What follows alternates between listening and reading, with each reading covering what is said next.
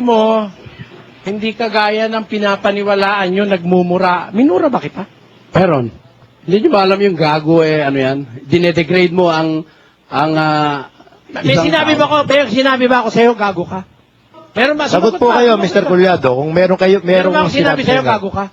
Yung mga bobo, ganyan. Alam mo, paninira yan. Sinabi ko ba, bobo ka? Sagutin po niya yung tanong ni Mr. Surya o ni Brother El Suriano. Na may personal ka eh. Sinabi ko ba na bobo ka? Meron ba? Ang sabi ko, kabubuhan. Pero hindi ko sinabing bobo ka. Tama? Para makita lang ng tao na ikaw namamaratang ka eh. Tapos, sabi mo, yung mga ngaral na dapat paniwalaan, dapat yung nasa 3.1 hanggang 3 ng unang Timoteo. Ang kailangan, mahinahon, sabi mo, no? Tapos sabi mo, kailangan may asawa. Tama? Tinatanggap mo ba yung kapatid? Sumagot po kayo. Kung mabasa ko sa'yo, may mga ngaral, walang asawa, tatanggapin mo, niloloko mo tao rito. Sagot po kayo, Mr. Culyado. Kung mabasa ko ba sa Biblia, na may mga ngaral, walang asawa, tatanggapin mo, niloloko mo mga tao rito. Tatanggapin ko. Ha? Yan. O, tinan nyo, babasahin ko. Niloloko kayo nito eh. Delikado ang mga taga-Tuguegarao pagka maraming pastor na ganito. Babasahin ko sa inyo. Ang sabi ni San Pablo, pakilagay sa screen ang unang Korinto 7:1. Tungkol sa bagay na isinulat ninyo sa akin, mabuti sa lalaki ang huwag humipo sa babae. Mabuti ba o hindi? Ang sabi ni Pablo, mabuti sa lalaki, wag hipo sa babae. 7, ibig ko sana ang lahat ng mga tao ay maging gaya ko. Bakit? Si Pablo po walang asawa. Kung pwede sana, lahat ng tao maging gaya ko. Bakit? 32. Datapot ibig kong mawalang kayo ng kabalisahan. Ang walang asawa ay nagsusumakit sa bagay ng Panginoon kung papaanong makalulugod sa Panginoon. Amen? Alin ang mas mabuting mangangaral? Yung may asawa o walang asawa? Tanong ko, si Kristo ba nag-asawa? Si Pablo ba may asawa? Oh, bobo ba siya? Kayo may sabi nun, hindi ako. Ngayon, susunod kong tanong. Sabi niya, kanina, sabi mo, ang Church of God, sabi mo, ang Church of God ba ang ipinako sa krus? Sabi mo. Pinalilitaw niya, ang pinako sa krus si Kristo. Ang tanong, bakit ba ipinako si Kristo sa krus? Mr. Culyado, Sagot po kayo, Mr. Culyado. Sige po, meron. Para siya ang tutubos sa ating kasalanan. Hindi ka kasali ron. Ayaw mo sa Church of God eh. Kung mabasa ko sa'yo, na kaya ipinako si Kristo sa krus dahil sa Church of God, tatanggapin mo na naman, niloloko mo yung mga tao rito. Hindi ko tinatanggap. Kung mabasa ko, tatanggapin mo. Hindi ko pa rin tatanggapin. Sige. Huwag na nating ipatanggap, pero kawawa kayo, babasahin ko. 20:28 ng gawa. Pakinggan nyo, pakilagay sa screen. Ingatan ninyo ang inyong sarili at ang buong kawan na sa kanila'y ginawa kayo ng Espiritu Santo na mga obispo upang pakanin ninyo ang iglesia ng Diyos na binili niya ng kanyang sariling dugo. Bakit napako si Kristo sa krus? Hindi ba dahil sa iglesia ng Diyos? Basahin natin ang katunayan kay San Pablo. 5:25 ng Efeso. Mga lalaki, ibigin ninyo ang inyong asawa, gaya ni Kristo na umibig sa iglesia, na ibinigay ang kanyang sarili dahil sa kanya. Bakit po nagsakripisyo si Kristo? Dahil sa iglesia. Ito'y kalaban ng iglesia ito eh. Kasi, alam niyo sikreto ron, kaya ayaw niya sa Church of God.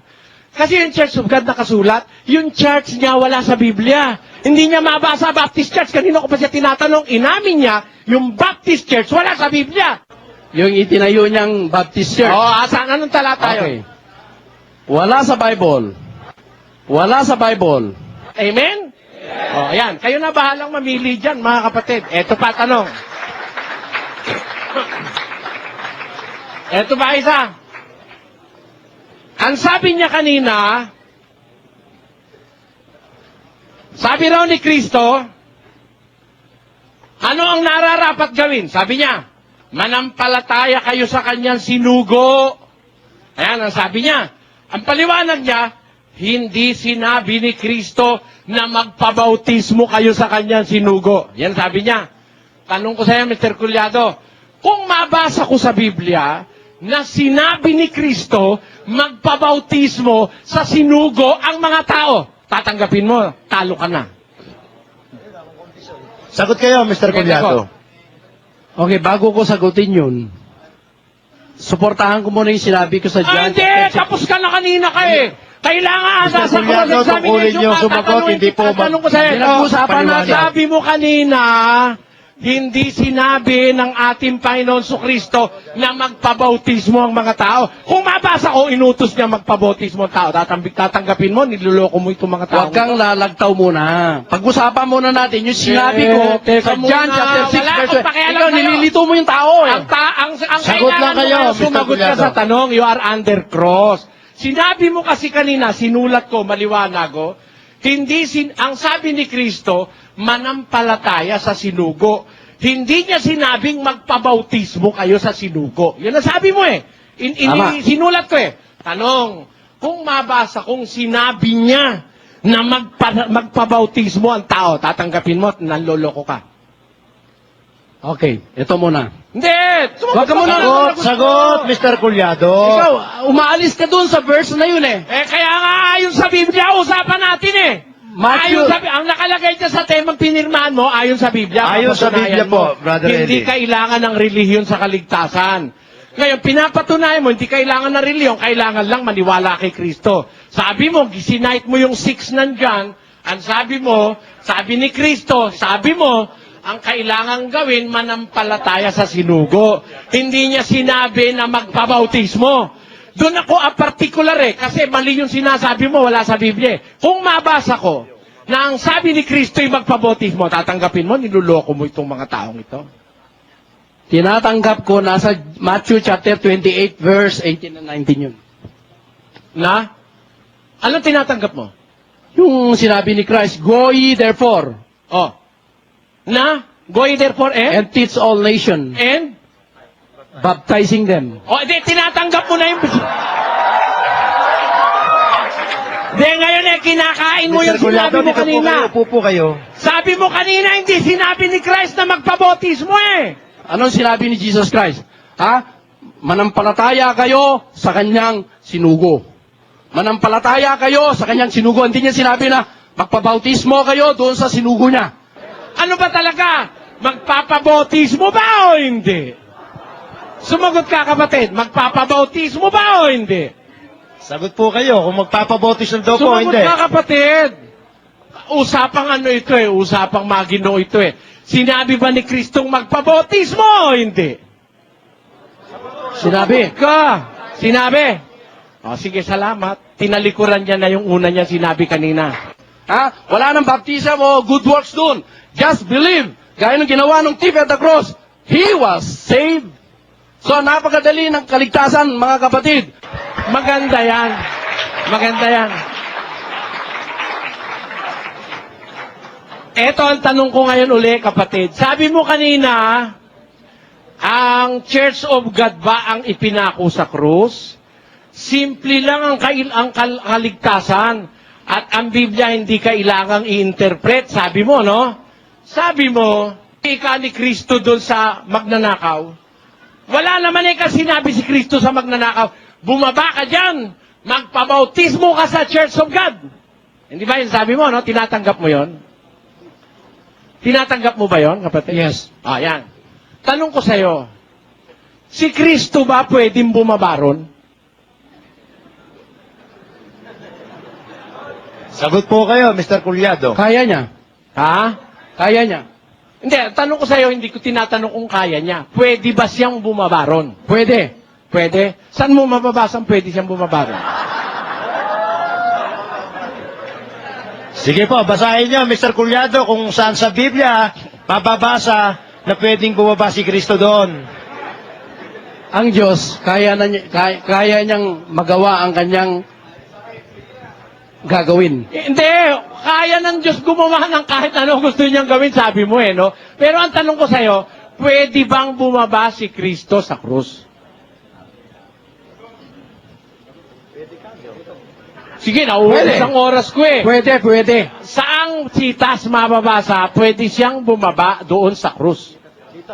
Kayo pala ang yung bang nanlilito ng tao Sitas, Mr. Nalilito Culyado, ba'y sitas. nagtatanong? Ang hirap sa'yo nang galing yun, tinatanong. Sitas. Tinatanong kilang kita kung anong sitas kasi sa'yo nang galing yun Na sabi mo, hindi niya inutos dun sa magnanakaw, bumaba ka dyan, magbautismo ka sa Church of God. Di ba sabi mo, ay tinatanong ko, kung yung magnanakaw hindi pwedeng bumaba, si Kristo ba pwede bang bumaba doon? Iyon, ano ang sitas ng kapatid? Hindi, wala pong lituhan maliwanag yung tanong ni Tinatanong Brother kita Soriano. Sumagot ka kapatid. Gamitin mo yung mic Gamitin mo mo yung mic. kapatid. Tinatanong kita Maliwanag po ang tanong lang ni Brother Soriano, anong talata yung sinabi niyo na pwedeng bumaba si Kristo nung nakapako Kaya sa lang naman krus? nagsabi na pwedeng bumaba Pero ang tanong ko sa'yo, pwede bang bumaba si Kristo sa krus? Pwede. Pako Kaya lang sa naman krus. nagsabi na pwedeng bumaba Pero ang tanong ko sa'yo, pwede bang bumaba si Kristo sa krus? Pwede. Kaya Pako lang sa naman krus. nagsabi na pwedeng bumaba Pero ang tanong ko sa'yo, pwede bang bumaba si Kristo sa krus? Pwede. Ikaw may sabi, Brad, ikaw. Wala akong sinabi. Ikaw may sabi, Mr. Culyado, kanina. Wala akong Hindi sinabi. siya Ikaw nagtanong ang tinatanong, ikaw ang nagsabi Sabi mo kasi, ang sabi ni Kristo, sumampalataya. Sabi mo, hindi niya sinabi dun sa magnanakaw na bumaba ka dyan sa krus, magpabautismo ka sa Church of God. Diba? Sabi mo. Tanong ko sa'yo, kung hindi nga makakababa yung tao, yung si Kristo pwede bang bumaba sa krus? Ikaw ang pinanggalingan ng ideya na yun ba't mo ipaparatang sa akin? Sa'yo nang galing yun Ang sinabi ko, yung tao ang bababa sa krus. Ngayon, ang tanong mo sa akin, kung si Kristo pwede bang bumaba sa krus? Ano sagot mo? Anong talata? Pero yung tinanong mo na yun sa akin, nasa Bible ba yung tinanong mo? Nasa Balik-balik Bible ka. pa naman yung sinabi mo. Na pinanggalingan ng tanong ko. Kaya nga kita tinatanong exactly to prove na wala sa Bible yung pinagdadaldal mo dyan. Ano ka? Wala naman nakasulat sa Biblia na sasabihin ba ni Kristo, hoy, bumaba ka dyan. Magpabautismo ka sa Church of God. Sinabi mo Meron ba sinabi si Kristo gano'n? Di, yung ideya na yon ng pagbabasa krus Ang sinabi ko- Teka muna. Yung ideya ng pagbabasa krus sa'yo galing yun Di ba? Kaya tinatanong ko sa'yo, kung yung magnanakaw hindi pwedeng bumaba, si Kristo ba pwede bang bumaba? Sabi mo pwede. Anong talata? Sagutin mo, Mr. Culyado, yung tanong ni Brother Soriano. Oo. Anong talata yung sinabi mo na, oo, pwedeng bumaba si Kristo? Pwedeng bumaba si Kristo. Anong talata ro yun? Ngayon, ang tanong ko, Anong talata ro yun ang tanong ni Brother Soriano? Ito, Mr. Culyado, para matapos na yung usapan natin. Sinabi mo, sagot mo, pwedeng bumaba si Kristo. Ang tanong sumunod ni Brother Soriano, anong talata mo mababasa na pwedeng bumaba si Kristo? Meron na wala, meron ka mo, ano ngayon talata yung pwedeng bumaba si Kristo? siya lang ang nagtanong Kasi oras ng pagtatanong niya Kaya nga, siya ang nagtanong kung pwede ang bababa. O sinagot ko, oo. Anong talata yon? Hindi na ipakita mo ngayon dito. Kasi dapat kung magtanong siya, nasa Bible din yung tanong niya. Am I correct? Ganito na lang. Ganito po, mga kababayan. Ilang minuto pa ba? Ilang minuto pa? Tapos na? Tapos na po ang 5 pagtatanong po ninyo. Ngayon, wala naman pong mababasang talata si Mr. Culyado na si Kristo pwedeng bumaba dahil wala nga siyang makita talaga. Siguro po, Bradley, kayo na po ang huling Meron pa ba magsasalita. akong 15 minutes? Opo, 15 minutes sige, para po kayo salamat, tumindik 15 pa. minutes. Alam niyo, meron pong dahilan kung ba't ko tinatanong yan. Di naman ako nagtatanong ng nonsense Unang-una, Siguro, hindi naman ako nonsense eh. Siguro mararamdaman nyo naman na I'm not a nonsense preacher of the Word of God. Una-una ito. Sabi niya kasi kanina, hindi daw sinabi ni Kristo dun sa tao, Hoy, bumaba ka dyan, magpabautismo ka sa Church of God. No? Kaya nga, tinatanong ko sa kanya, si Kristo ba naman pwedeng bumaba? Sagot niya, pwede raw eh. Alam niyo bang hindi pwedeng bumaba si Kristo ron? Alam niyo ba, mga kapatid? Hindi siya pwedeng bumaba ron. Kasi pagbaba niya ron, hindi magaganap yung pagtubos niya sa kaligtasan ng tao ng mga taong ililigtas niya. Paano magaganap yun kung hindi siya mamamatay doon? Kaya siya ipinako sa krus doon para mamatay ayon sa kasulatan. Pakinggan nyo ha, sa isang talata. Basa. At siya'y inilibing, Oh. at siya'y muling binuhay ng ikatlong araw ayon sa mga kasulatan. Meron na pong kasulatan bago pa napako si Kristo ron, mamamatay siya talaga ron. At kailangan siya'y mamatay, pagkatapos ay ilibing, at mabuhay sa ikatlong araw ayon sa kasulatan. Kaya yung sabi niya kanina sa tanong ko, kung yung magnanakaw hindi pwedeng bumabaron para magpabautismo, si Kristo ba pwede bang bumabaron? Hindi po. Sabi niya, ang Diyos daw magagawa kahit ano gusto niya gawin. Hindi yung totoo yun. Yan ang maling aral ng Baptist. Everything daw magagawa ng Diyos. Di po totoo yan. Huwag kayo maniniwala sa Baptist. Pakinggan nyo ha, sa Tito 1:2, ganito nakasulat. Sa pag-asa sa buhay na walang hanggan, na ipinangako ng Diyos na di makapagsisinungaling. Pwede bang magsinungaling ang Diyos? He is a God that cannot lie. Yung paniniwala, God is all-powerful, lahat ng gagawin niya, gusto niyang gawin, magagawa. Hindi po totoo yun. Hindi magagawa ng Diyos ang lahat ng bagay. Isa sa hindi niya magagawa, He cannot lie. And it is impossible for God to lie. Pakinggan nyo, sa 6 ng Ebreo, ganito nakasulat. Englishin natin. That by two immutable things in which it was impossible for God to lie. Huwag nyo na pong kakalimutan yan para huwag kayo maloko ng Baptist. Kahit siya'y Diyos, meron siyang hindi magagawa. Ito si Kristo, Diyos po ito eh. Pero nagkatawan tao. And exactly kaya siya nagkatawan tao para tubusin niya ang kasalanan ng tao. Pag bumaba siya dun sa krus, hindi magaganap yung pagtubos. Dahil nakasulat sa kasulatan, dapat siyang mamatay sa krus. Nakuha niyo, punto mga kapatid? Ayon sa kasulatan, mamamatay siya doon. Pag bumaba siya, hindi pwede. Kaya tinan ninyo, sabi niya, yung ignorance na sa kasulatan is ignorance of God. Ignorante talaga itong kausap natin ngayong gabi. Alam niyo kung bakit? Pinako na nga ang paat kamay, papababain mo pa yung tao. Ang tanong, ano ang utos sa hindi nakapako ang paat kamay?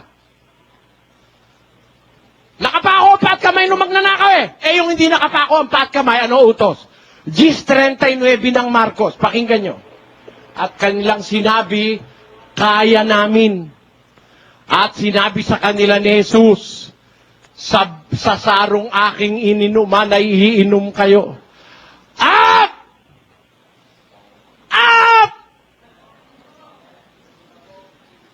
hindi ko nababasahin, nababasa nyo? At sa bautismong ibinautismo sa akin ay Amen!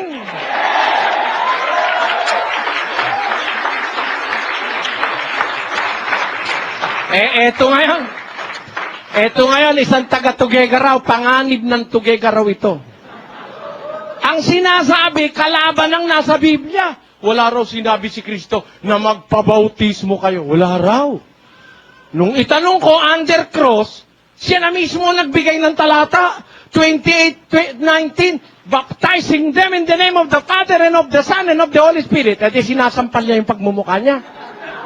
Ito bang klase ng mga pastor na ito, mga kapatid, ang susundan nyo?